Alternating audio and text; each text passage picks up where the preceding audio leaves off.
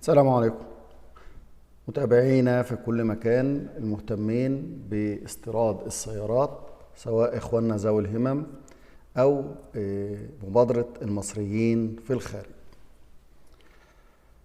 تعالوا في الفيديو ده كده حاجة جديدة هنتعرف عليها بالنسبة لاستيراد السيارات من الخارج، وبرضو بأكد فيه دايما ان اهمية ان انت تستورد سيارتك بنفسك، بحيث مفيش اي شك يدخل في ذهنك، لان انت اللي عامل كل حاجة بايدك، هتبقى مطمن اما سيارتك توصل لك على خير باذن الله، ان السيارة سليمة وزي ما انت كنت عايز وزيادة ومفيش اي مشاكل ان شاء الله. اعتذر ان الفيديو طال شوية، ولكن تابعوني لنهاية الفيديو هتعرف الكثير من المعلومات بالنسبة لاستيراد السيارات من الأراضي الكورية. ما ننساش اللايك والشير والسبسكرايب ودعم القناة. هنبدأ بسم الله كده. أول حاجة معانا بالنسبة لاستيراد السيارات، أول حاجة هنعرض سيارة أنا كنت عرضتها على الجروب أمس، واختلفنا في موضوع السعر مع احد التجار. الناس اللي متابعانا على جروب التليجرام هتشوف الرسائل موجوده، وانا هوضح كل حاجه في الفيديو عشان برضو ما حضرتك تبقى عارف كل حاجه، مع احترامي طبعا لاي تاجر ومع احترامي لكل الناس اللي معانا على الجروب. طبعا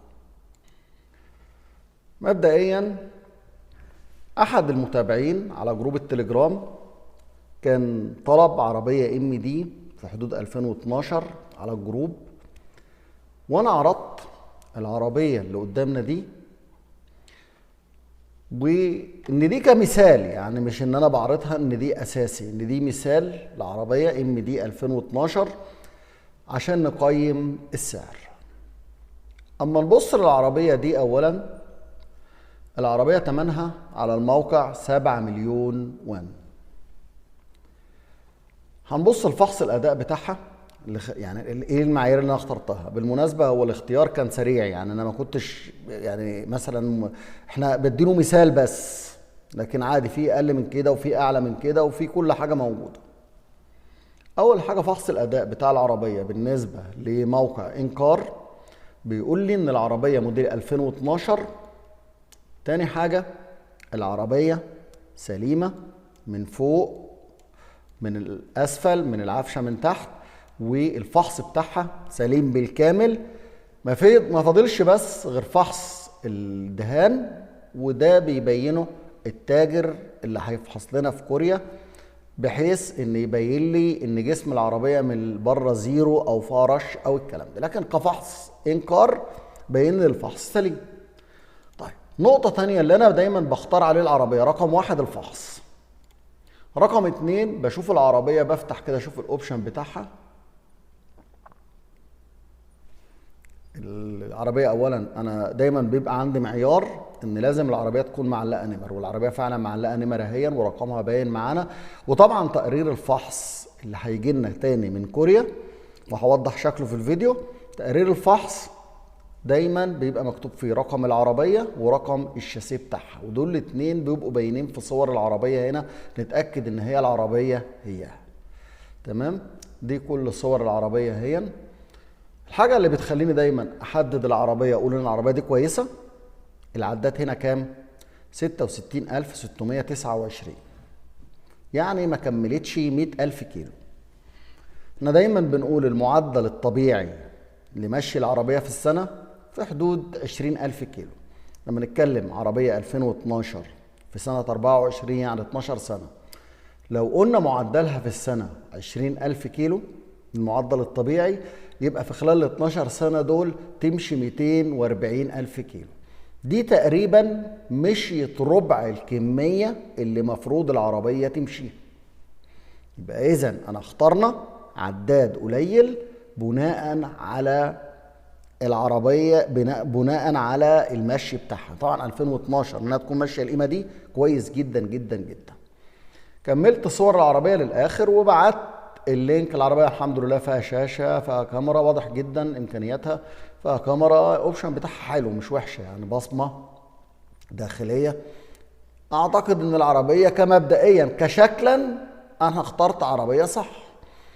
طيب سعر العربيه دي واصل كام اللي انا حسبته؟ انا حسبته تقديريا كده، فقلت ان سعرها تقريبا 5400 دولار، ده في كوريا بدون عمولة التاجر، بدون عمولة الميدو بي، تمام، بدون النقل بتاع العربية. حسبتها بهذه الطريقة، وطبعا الاوبشن بتاع العربية برضو واضح ان فيها اوبشن كويس، برضو معقول بالنسبة للفئة بتاعتها. حسبتها لان السعر بتاعها هنا 7 مليون، 7 مليون، فحسبت القيمة سريعا كده، كنت حتى حاسب سعر الدولار ما كانش مظبوط ساعتها. طيب عشان نحسم الموضوع الحساب ده، انا عملت حاجة كويسة جدا هتبقى موجودة معانا ان شاء الله فيما بعد. الشيت ده اللي عايزه انا هرفعه على جروب التليجرام، تمام، اللي عايز يحمله، ده شيت اكسل.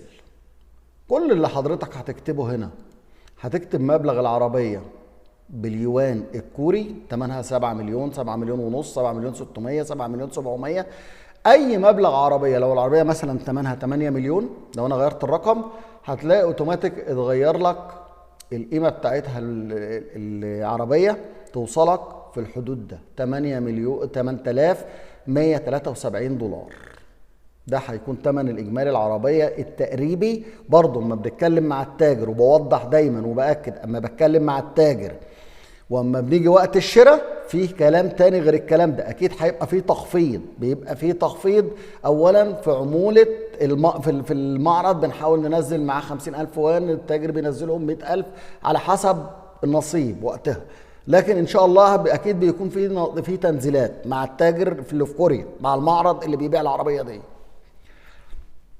طيب انا عملت مبلغ السياره 8 مليون وان، كل اللي هتكتبه هتكتب المبلغ هنا، حضرتك هيغير معاك هنا مبلغ السياره بالدولار طلع 6080 دولار. طبعا قرب العلامه 6080 او من غير تقريب، هي خلاص هي كده خلصانه. انا حسبت عموله التاجر في حدود 300 دولار، وان شاء الله هنحاول نقللها على كده مع التجار، يبقى 250 بس مش 300، وربنا ييسر اذا قلت عن كده كمان يكون افضل. كل ما يكون مع بعض هنكون افضل ان شاء الله. عملت الميدو بي، هم كلامهم اعتذر كان الاسم خطا، هو بيقولوا على الميدو بي، انا مش يعني اختصرت لها ام دي بي، اللي هي 335 دولار تقريبا. عمولة التحويل برضه انا قدرتها 350. هي عموما عمولة التحويل بتبقى قيمة المبلغ ده من 3.5 ل 4.5% على حسب التحويل. دي اذا انت كنت تقدر تستغنى عن تحويل المبلغ لكوريا من عن طريق التاجر، يعني تقدر انت عندك مسار لو ليك حد في الخارج ويقدر يحول المبلغ دايركت من مكانه للتاجر في كوريا، يبقى انت وفرت 350 دول اعتبرهم مش موجودين. الشحن انا حاسبه على 1100، مع العلم ان كل اللي اتقال لي حتى يومنا هذا هو 1050 و1040 كمان.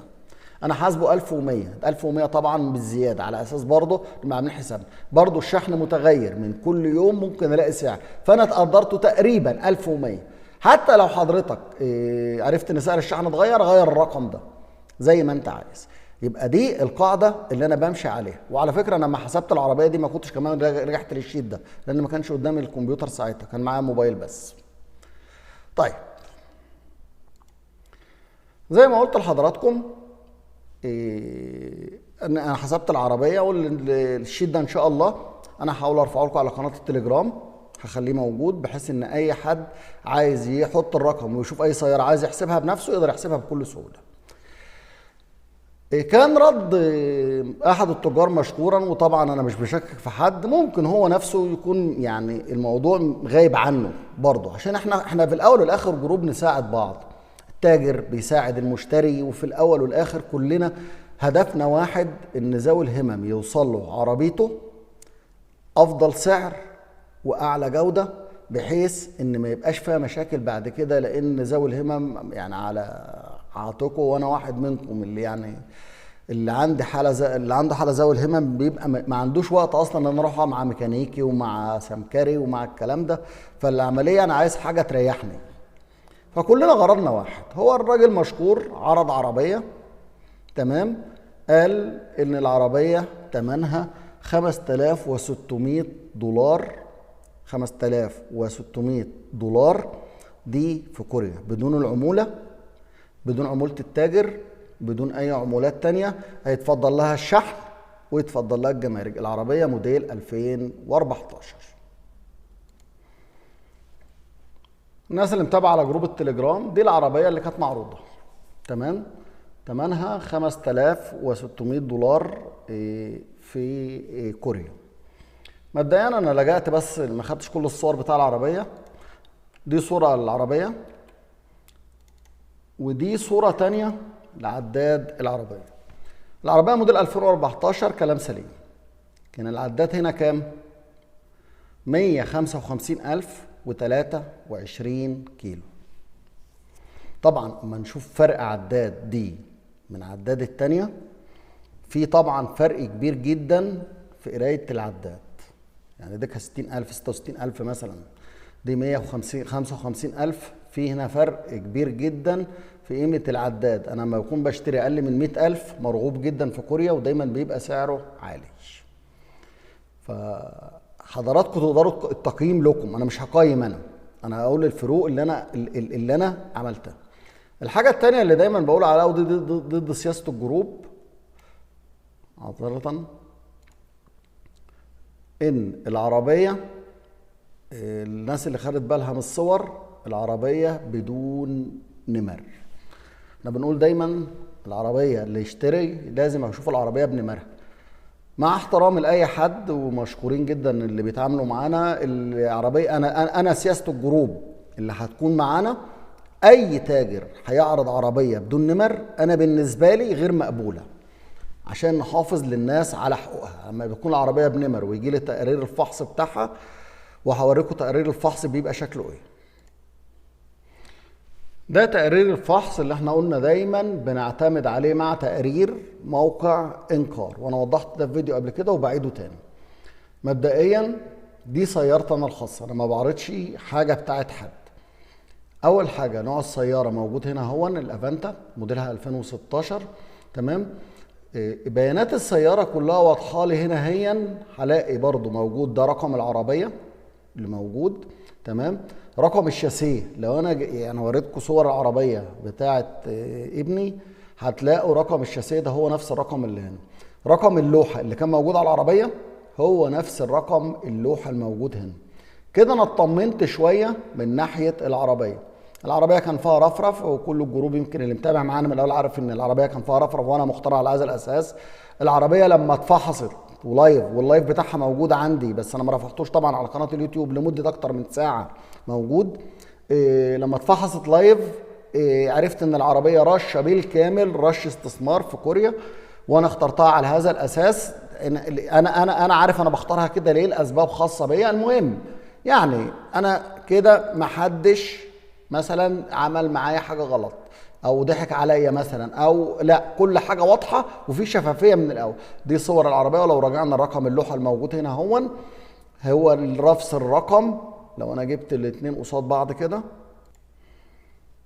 ده رقم اللوحه 16 طبعا الرقم ده على تي ده رمز كوري تقريبا 68 6-4، هو نفس الرقم الموجود هنا في التقرير.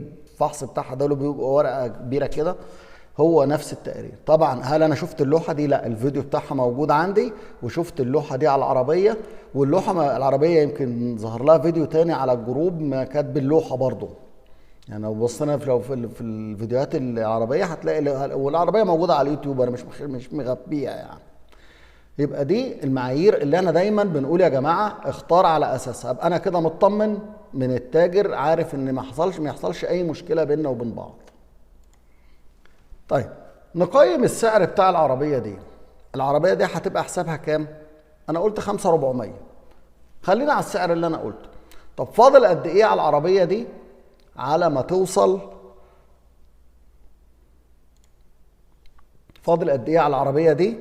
على ما توصل السعر النهائي بتاعها في كوريا؟ خلينا من الشحن ومن الجمارك. 5400 هيتفضل عمولة التاجر حوالي $300، تمام؟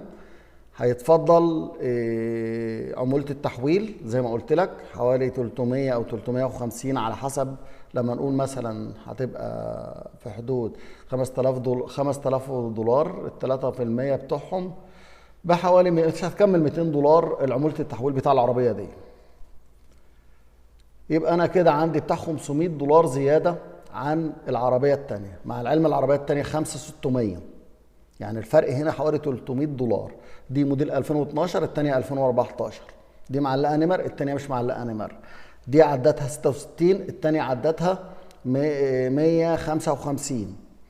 الفروق هنا انا هسيب التقييم لحضراتكم، مش انا اللي هقيم. طيب هل ممكن نلاقي على انكار عربيات بسعر اقل من كده؟ طيب تعال نروح لانكار ونشوف الموضوع.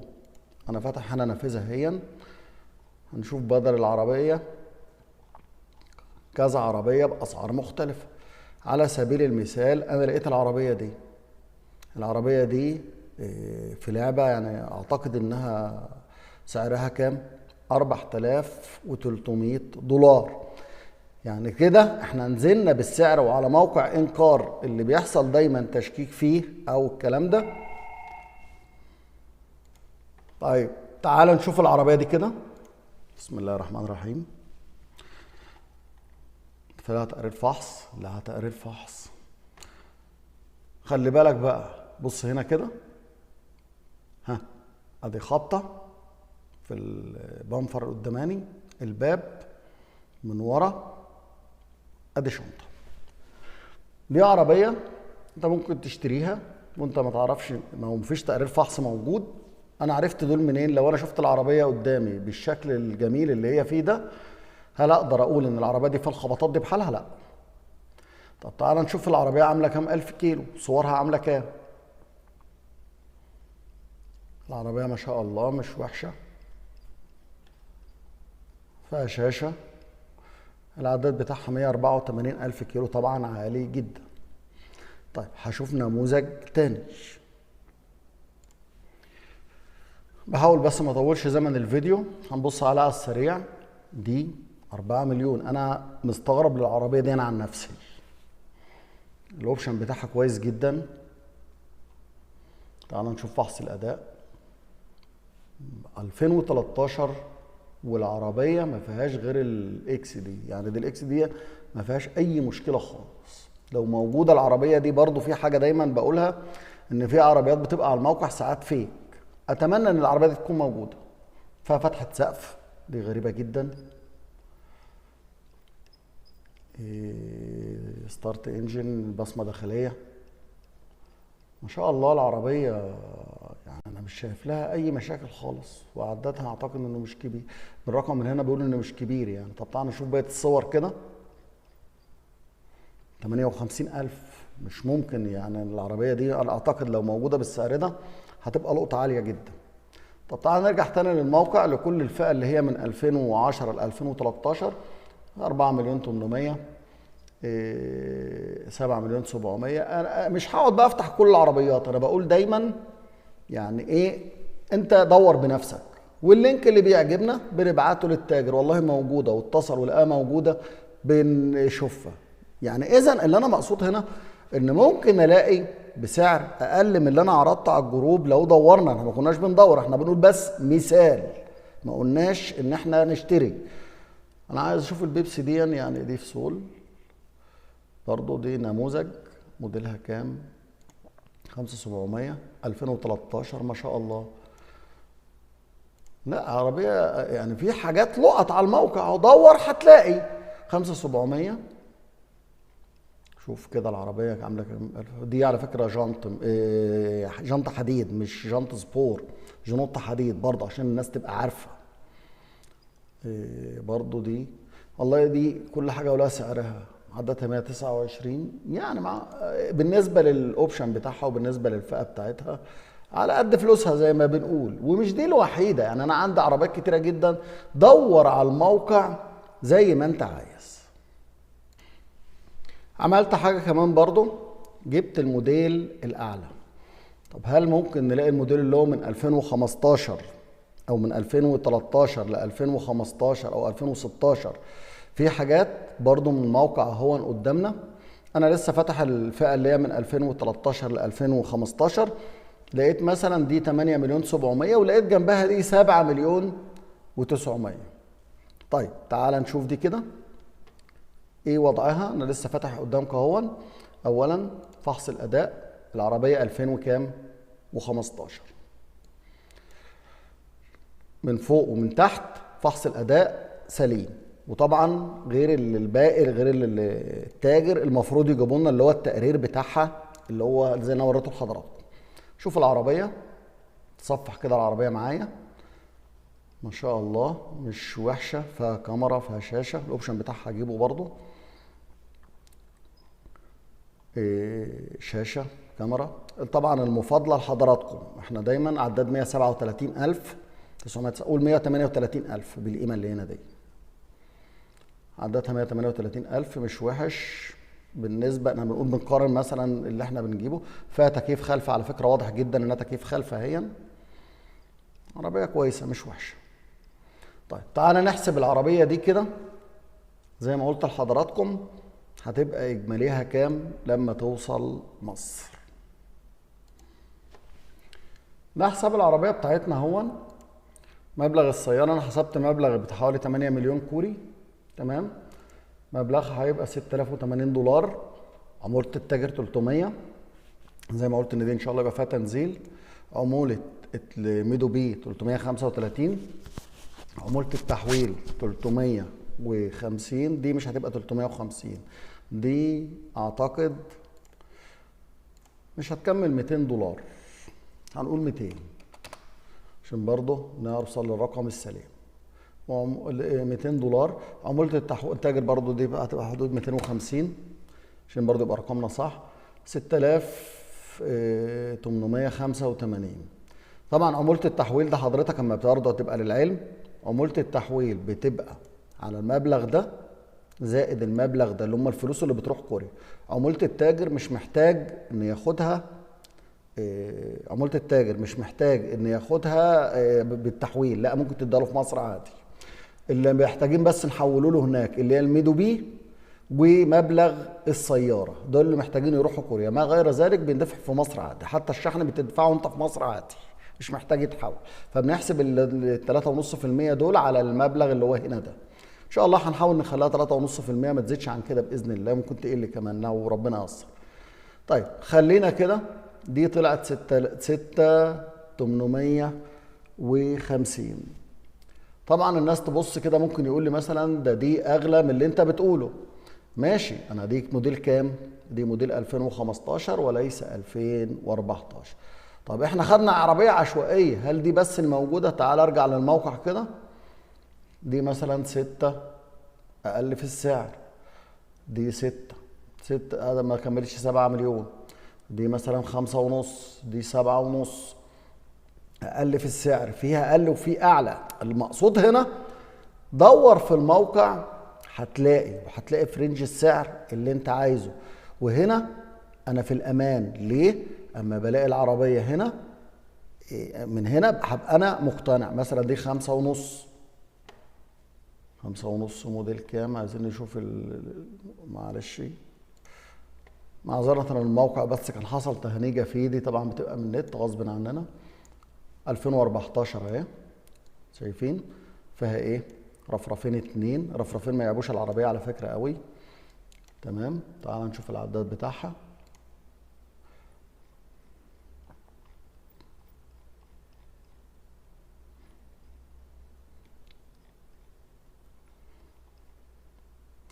$152,000.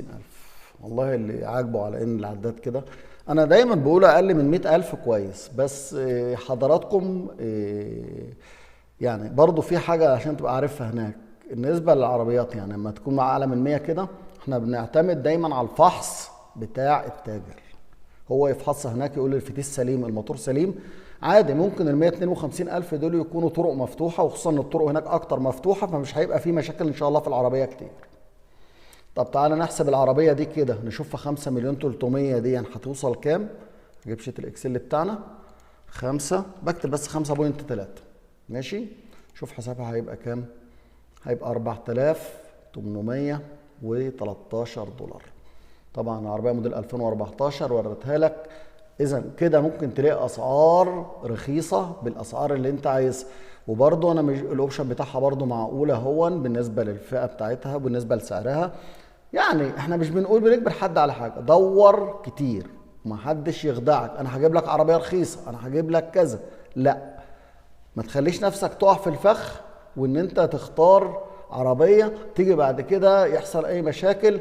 لان للمعلومه للجميع واكيد الناس عارفه كده، العربيه مجرد طلعت للشحن هي باسم الحاله، يعني لو فيها اي مشكله برضه هي هتكون باسم المعاق او باسم الحاله.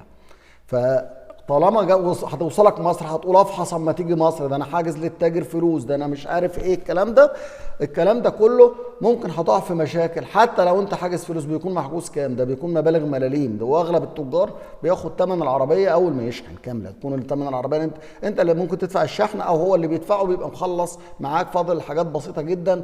مش عايزين نخش في مشاكل مع حد، مع احترامي طبعا لكل التجار، واتمنى كل التجار اللي يقدر يدعم الجروب بشيء يفيدنا فعلا اتمنى ذلك. واظن نشكر الاستاذ ابو مؤيد امس على جروب التليجرام في التوضيح اللي وضحه على موضوع سيارات الحوادث والكلام ده، ما قال ده موضوع فيك وانا تواصلت معاه، كتر خيره الراجل وجهنا.